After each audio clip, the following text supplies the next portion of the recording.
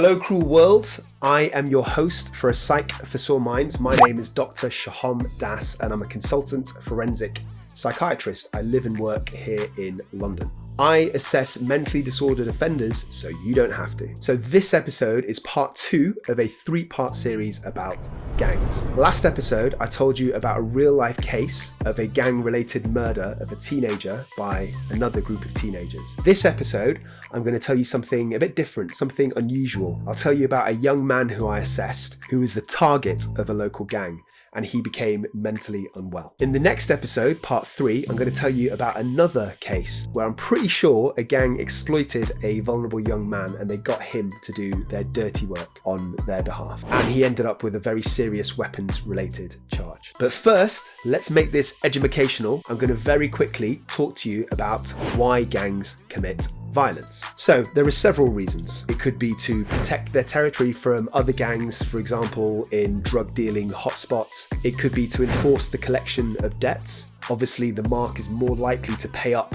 if there's potential pressure and violence coming from dozens of people in all directions rather than one person. Another reason would be to extort money. So that's usually for local businesses or shops. It can be for nightclubs, casinos, with the offer of protection from other gangs that are trying to do the same. Another reason might be to respond to a slight to a gang member or to the entire gang. That's how a lot of wars start. And also to keep their status up in the community and to be feared, because gangs only work if they have fear in the territory. We all know this, we've all seen The Wire. Finally, another reason might be protect the honour of a gang member or their family, and to prove the gang's toughness, especially to establish themselves in the hierarchy of a prominent position in a gang. In fact, violence is so serious that in some gangs, they have a blood in, blood out policy. So blood in means that to get into the gang in the first place, you have to really hurt somebody, and some gangs you have to actually kill somebody to get in. And blood out means you have to give a written confirmation within the 2-week cooling off period of starting the contract. Only kidding, it means the only way out of the gang is by death. In terms of forensic psychiatry, we do see gang members once in a while. They're quite rare, but we're actually quite kind of limited in our ability and in our resources to do much about it. After the person's discharge, we can often refer them on to other specialist agencies,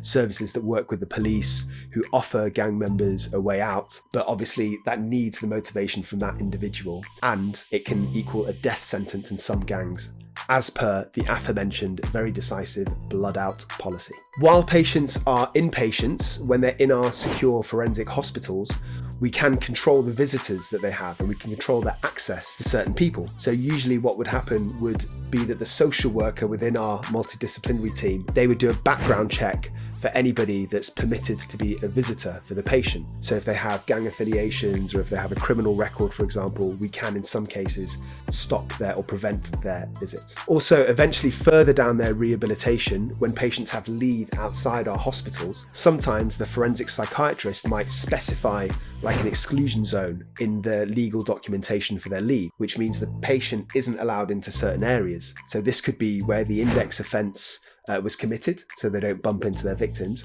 or in rare cases it can be where the entire gang operates. Obviously, when a patient's on escorted leave with members of staff, this is easy to enforce and leave can be stopped if somebody breaks the rules. But for unescorted leave, when they're out on their own, we have to have an element of trust, obviously. And if a patient does break rules, such as seeing their gang associates, then we can stop their leave. So clearly this is not a long-term solution. It only limits their contact with gang members whilst they're in our hospital. It doesn't help them after their discharge.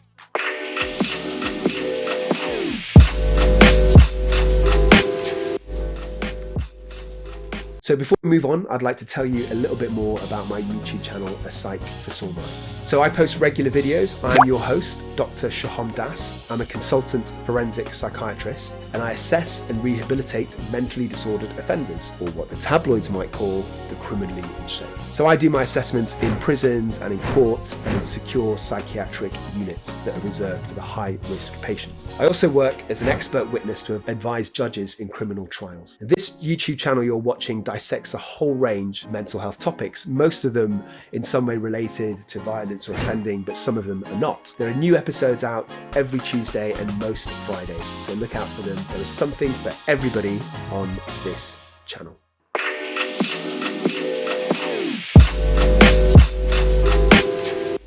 So let's go back to the case of Mr. Q. As I said before, this was a man who was a victim of local gangs. As always, I've anonymised the case and I've changed some of the demographic details. I've done this out of respect for patient confidentiality and for the victims and their families, but I want you to know that the essence of what I'm telling you about is 100% real. So I assessed Mr. Q in a prison in Kent a few years ago, and I did this in my role as an expert witness. And when I saw him, he was on remand on a charge of grievous bodily harm. So he had a fight with some people outside a pub and he smashed a bottle over the head of another man. He needed about 12 stitches. So Mr. Q had a very harsh upbringing. It was very different from the upbringing of Mr. B, who I talked about on my last episode. Check it out. Mr. B's parents were lax in their parenting. They didn't set boundaries, but Mr. Q's were the opposite. They were from Ghana and they were very strict and they were very religious. When I interviewed Mr. Q, he told me that his father used to severely chastise him and his brother, and he said he would get the belt even just for getting low grades at school. So to be honest, it's not too dissimilar to my personal upbringing. But Mr. Q grew up in a rough area in South London where there was lots of gangs and there was lots of pressure to join gangs. Whereas me,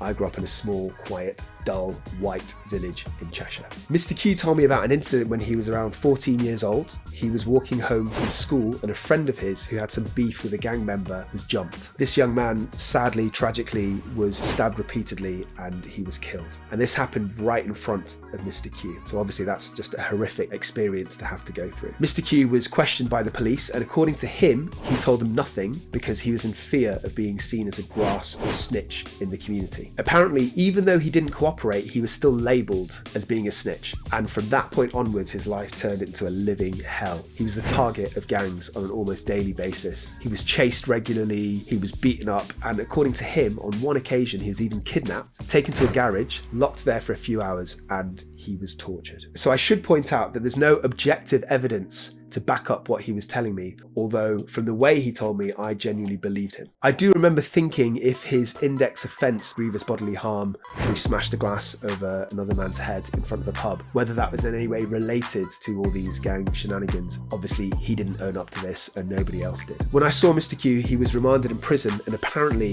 his reputation preceded him. So in prison, he was labelled as a snitch and he'd been attacked several times. In fact, he was even taken to the segregation unit, which is kind of like the equivalent of solitary confinement. And I wonder if that was maybe to actually keep him safe rather than because of his erratic behaviour. I have to say, my assessment with Mr. Q went really badly. I was kept waiting for over an hour once I'd arrived in the prison visit hall before he was brought to my assessment. Unfortunately, this happens quite a lot in my line of work, and the prison bureaucracy can be very, very slow and it can be quite unhelpful. If any of you have ever visited prisoners, then you probably can relate. When I finally saw Mr. Q, he was massively upset about this delay and he just wouldn't calm down. He got kind of increasingly agitated. He started shouting and screaming and swearing, banging the desk. I should say he never directly threatened me and his anger wasn't directed towards me. It was more towards the prison staff. But there was this huge angry man shouting and swearing and he was sitting right across from me in this tiny, small prison visiting room, and I have to say I was a bit intimidated. And even though I think I managed to calm him down, the prison officers burst in and they surrounded him, which, as you would expect, made him even worse. Everything just kind of escalated. It just became a shit show. They bundled me out. Several of them came in. They had to restrain him.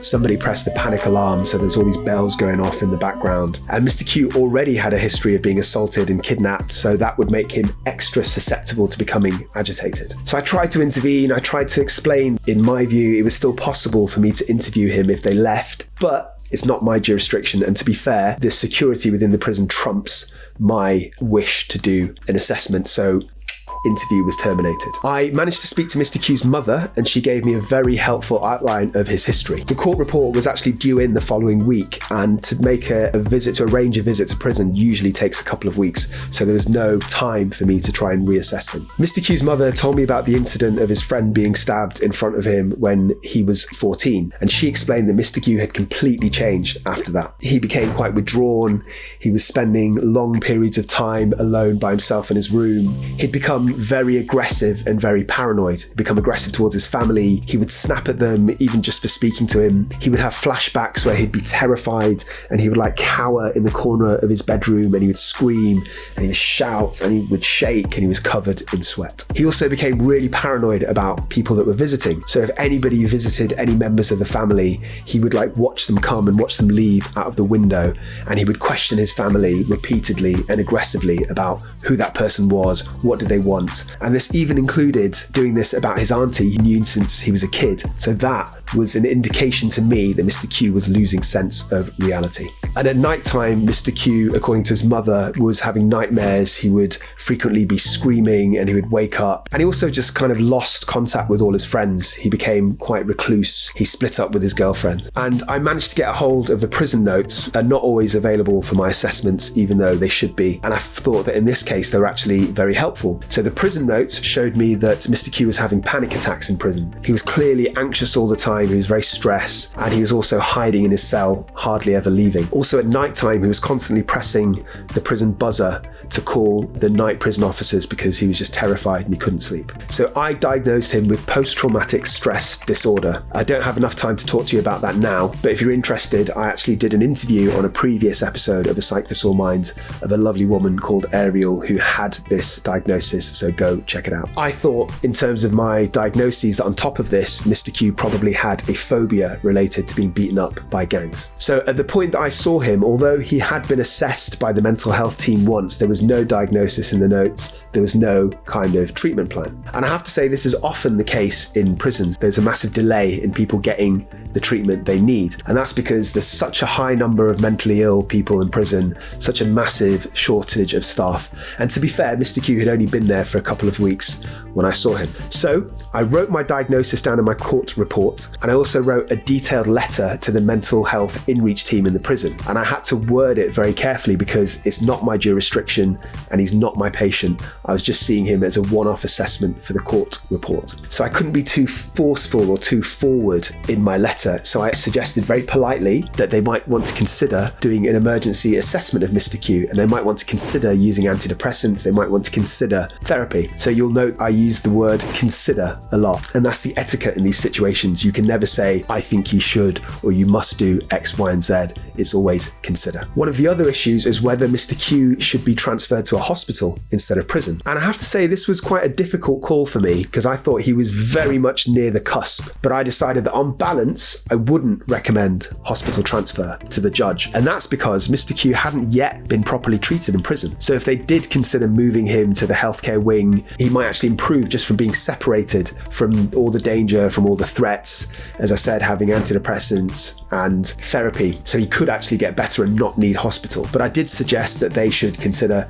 keeping a very close eye on him in case he did deteriorate and got worse down the line, in case he might need transfer to a psychiatric unit down the line. I didn't see Mr. Q again, but from my understanding with communications from his legal team, his mental state did improve massively with some treatment. So I think this is a good example of somebody who was falling through the cracks of the prison mental health system. And to be very clear, I'm not criticizing the mental health in-reach team in prison.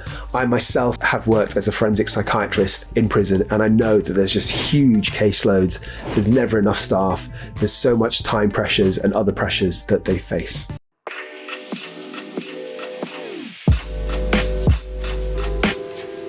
So that's it for this episode. I'd like to tell you a bit about what's coming up the near future on a Psych for Sore Minds. But before I do that, I'd like to share with you guys some news, which is that I'm going to be a speaker at CrimeCon UK, which is going to be in London in June 2021. So if you don't know, it's a massive convention, really popular in the States, and it's coming to the UK for the very first time. There's going to be expert speakers from law enforcement agents to reporters to your favorite true crime podcasters and bloggers. And I myself, I'll be doing a talk about 2 real-life heartbreaking cases that I've assessed of people who have actually killed their own family members. So if you are really a true crime enthusiast, you cannot miss out on this event. You can see the link below to see how you get your tickets. And also if you use my code, which is PSYCH, then I will sort you out 10% off your ticket. So my next episode is part 3 of this series about gangs and offending. And I'm going to tell you about a case where I'm pretty sure that a gang exploited a vulnerable young man.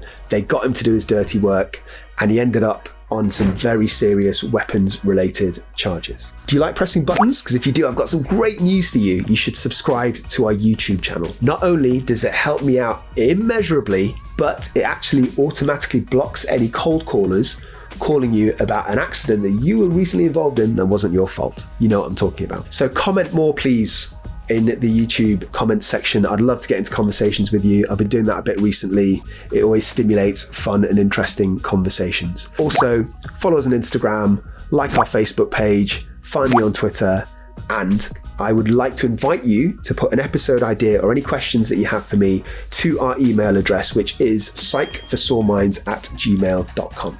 Finally, please tell your favorite people about Psych for Sore Minds. They deserve it. Spread the love. Until next time, stay euthymic, and please remember, I love you.